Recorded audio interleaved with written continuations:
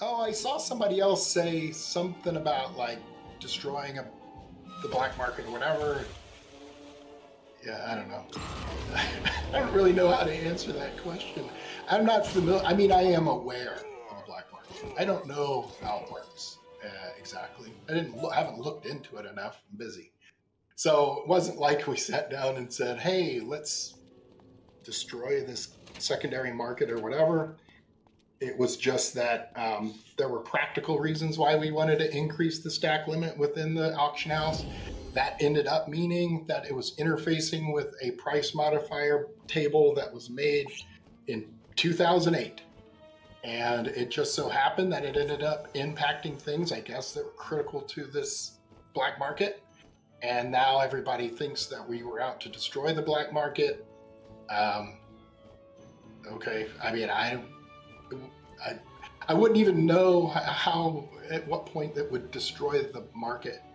You know, the things I guess that people are using as currency on that market are already discounted based on the amount in the auction house. So clearly they're not looking for 100% of base value. They're looking, I guess, they're calibrating value off of the lowest, most discounted amount, and that's how they're kind of working their um, black market or whatever you want to call it.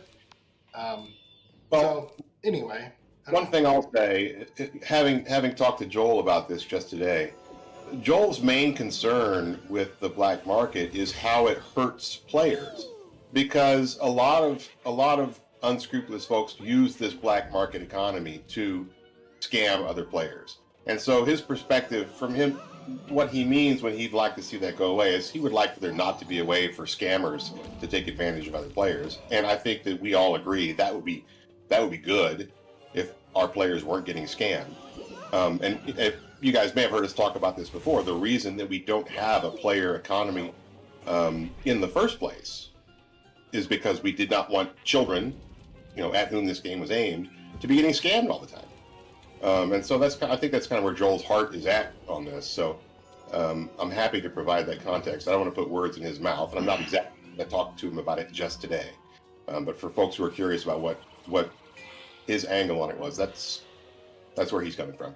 Yeah, and I certainly get that. And we were talking about this earlier, which is, if we want to support a secondary market, I would prefer that we do it officially because then we can safeguard people from scams and these other things. Um, but it wasn't like it was not part of the design goals here. Um, So anyway, somebody else was saying that it may make it less predictable, I guess, or rote to farm gold. And the thing is that the bazaar was the intention of the bazaar was to modify prices based on supply and demand, such that players would farm different things based on the demand relative to the supply. And so, you know, I guess it's not working that way. If everybody is farming and selling the same thing over and over again, then there's no incentive to diversify what you're possibly farming and selling. That does bring up some unpredictability of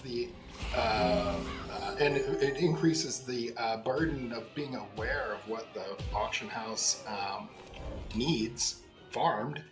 Um, but that assumes that yeah, you've been kept saying it to me, so I keep saying it to you. That just assumes Ray's table was right that he made however 16 years ago, and so that's why we were going to look at it, because at first what I had thought is that to test this higher stack that tip values were put in, but it turns out that these are original values from early in the game, and so there was a design intent behind it, and so, but I told the folks I would look at it and then just propose a updated version of the table, and then we can go from there. Yeah, we've talked about player-to-player trading before. Can't tell if people are new to the stream and asking the same questions. The one that gets me is the people who are asking questions about the thing that we're talking about. I'm assuming that some folks are absorbing this stream by just reading the chat. Like, turn on your mic, turn on your speakers so you can hear us talking about these things. Yeah, and also possibly look. We talked to Spark before about going back through the stream and clipping important segments and then saving them out as individual video VODs. So we could do this stuff like that if this is important enough to folks. But it seemed like what it was is the complaints primarily were concerns over increased variance in power value and I guess half fangs rewards and mega stacks. Artie, what you were mentioning about timestamps and clicking things, we have done it a few times, time-stamped on YouTube these videos, but we've only done a couple of them. It takes us time to time-stamp them. I don't know if that's a pun, but I was trying to be funny there for a second. Yeah. Anyway, the point is, we could use help on that. If anybody wants to go back and look at the videos we've had on YouTube and give us a timestamp list, we can plug that right in and it's done. That would be awesome. We'd probably give you a few crowns for that even. Maybe getting scammed as a learning experience isn't the best position for us. Yeah, right. Yeah, like, yeah, I don't think... that's not our position. We want to try to protect players. We try. I mean, we try for Wiz to be. Someone in the chat mentioned it's a safe space. This is a safe space in a lot of ways, and why would we want to jeopardize that? So, and that's kind of, I think, self-explanatory. Well, yeah, and then Icebender is talking about, like, if we wanted to take an approach, and that's what I was talking about today. Like, if we want to support a secondary market, or if we feel like we can make the game,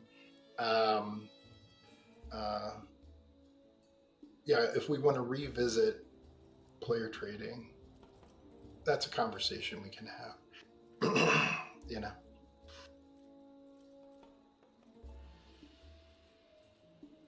Yeah, again, like, that's life.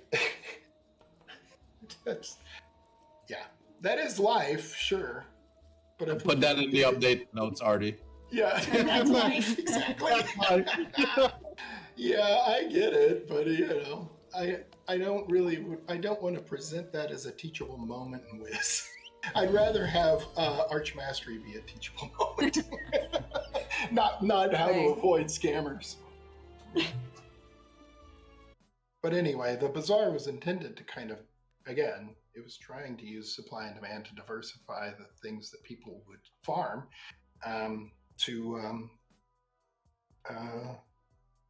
based on the demand of the auction house.